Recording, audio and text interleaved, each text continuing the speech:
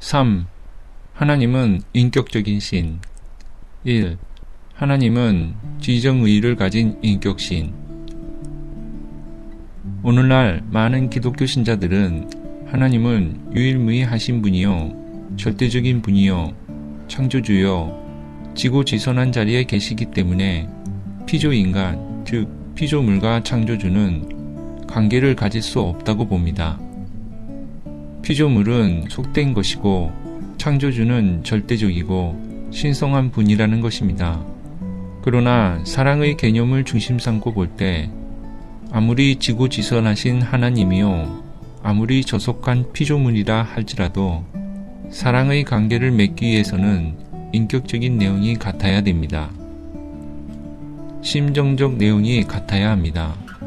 인격을 갖춘 사람과 성품이 같아야 된다는 것입니다.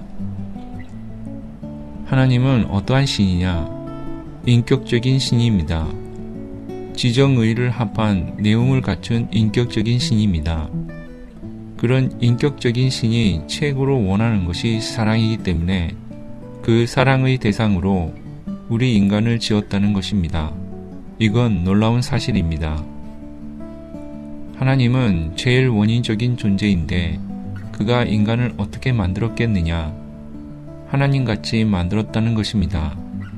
하나님같이 만드는 데는 하나님의 형상을 따서 그 형상대로 만들었습니다. 그 말은 무엇이냐 하면 내가 아버지를 닮은 동시에 아버지는 누구를 닮았겠어요? 나를 닮았다는 것입니다. 그러면 답이 됩니다. 그렇기 때문에 하나님을 모색해 보게 될 때 하나님은 어떠한 분이냐? 나 같은 분이다 하면 이건 쏙 들어오는 것입니다. 하나님이 누구를 닮았겠느냐? 하나님이 필요로 하는 것이 사랑이라면 하나님이 사랑하는데 하나님 닮은 것과 사랑하겠어요? 하나님과 닮지 않은 동물과 사랑하겠어요? 하나님은 좋아할 수 있고 사랑을 나눌 수 있는 상대적인 것을 필요로 하십니다. 그렇기 때문에 인간이 이런 상대라면 인간을 중심 삼고 볼 때 신은 인격적인 신이어야 된다는 결론이 나옵니다. 그러면서 인간과는 모든 요소가 100% 화합해야 됩니다. 몸과 마음의 소송에 있어 전부가 화합할 수 있는 신이어야 합니다. 그렇기 때문에 하나님은 지정의의를 가진 신이어야 한다는 것입니다. 하나님이 계신다면 인간과 어떤 관계에 있는가? 하나님이 인간과 관계를 갖기 위해서는 인격적인 신이어야 된다는 것입니다. 인격적인 신이 되려면 인간과 같아야 된다는 것입니다.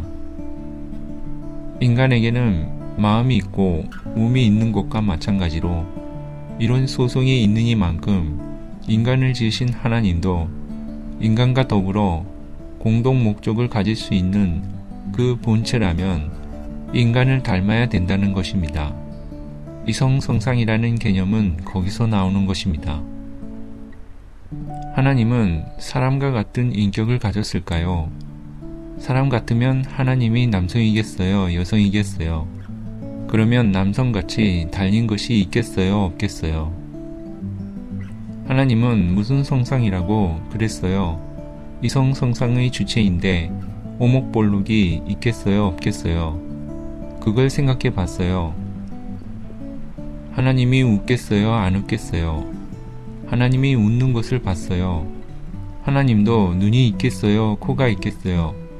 입이 있겠어요? 귀가 있겠어요? 몸뚱이가 있겠어요?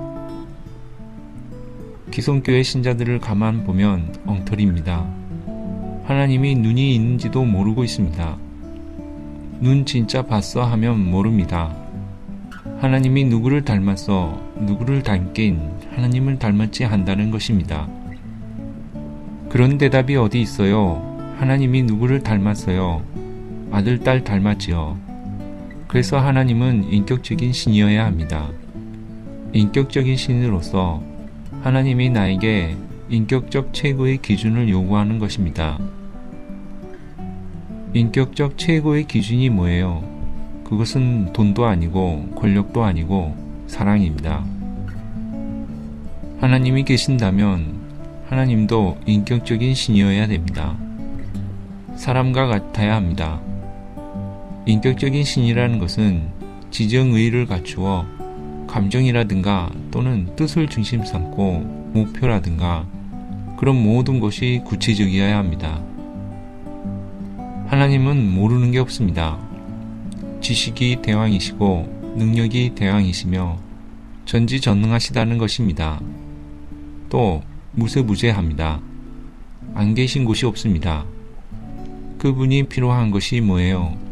다이아몬드. 그건 언제든지 만들 수 있습니다.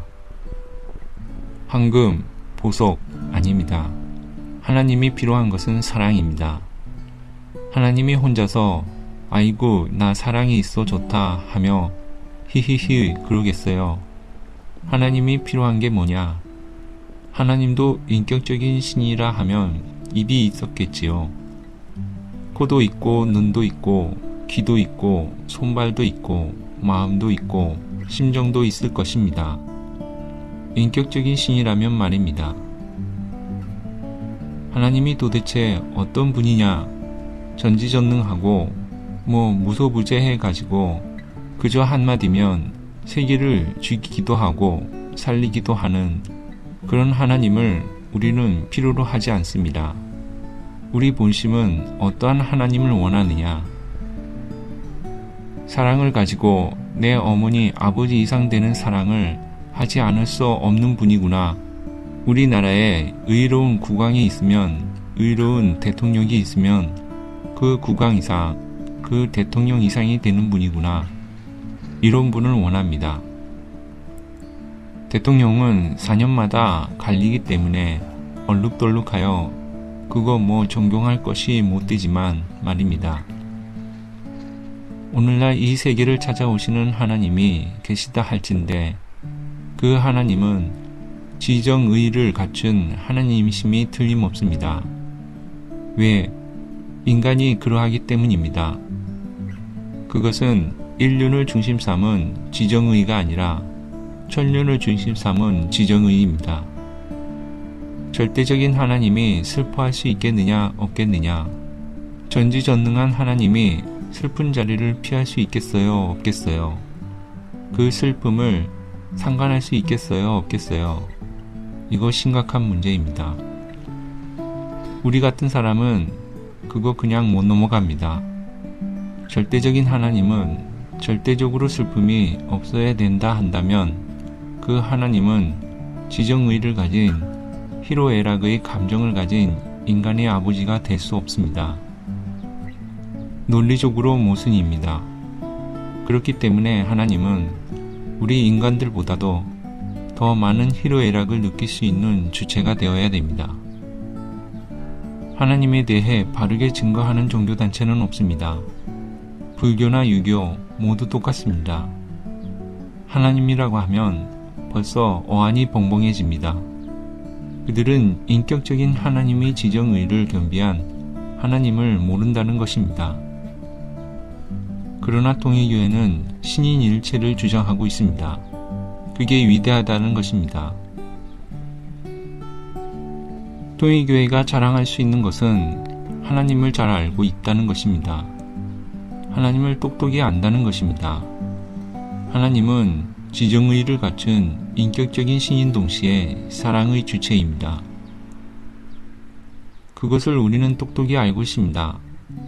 그 사랑의 신은 천정의 중심이다 이겁니다. 천정의 중심 자리는 왔다 갔다 할 수 없습니다.